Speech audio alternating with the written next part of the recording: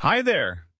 Today, I'm going to teach you common Arabic words for everyday objects around house. Let's go, friends. Door. Bab. Bab.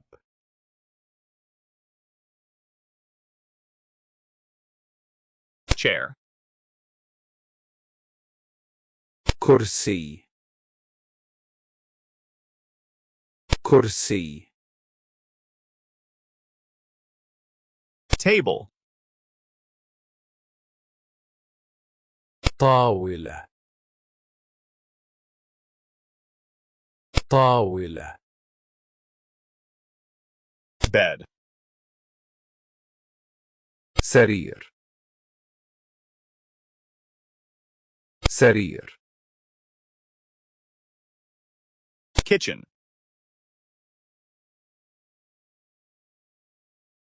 مطبخ مطبخ Fridge.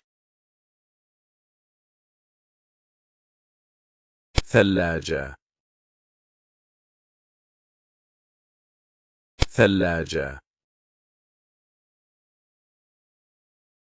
Cup. كوب كوب Plate. طبق طبق Window. شباك شباك Lamp. مصباح مصباح Television. تلفاز تلفاز Sofa. أريكة أريكة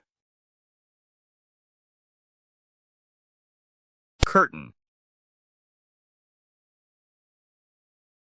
ستارة ستارة Clock.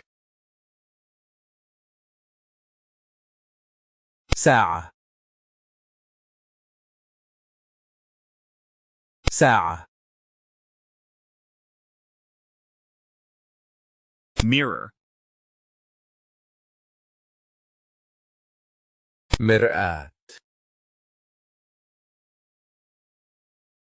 مرآة Sink. مغسلة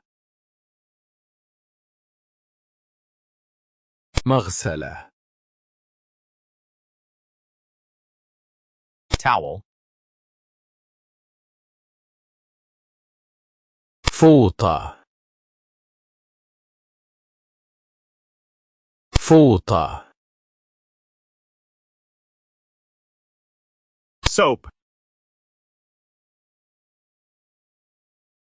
صابون صابون Bathtub. بانيو بانيو Great job, everyone! This was a simple lesson about things in the house in Arabic. Don't forget to like the video, subscribe to the channel, and keep learning Arabic with me. See you in the next lesson.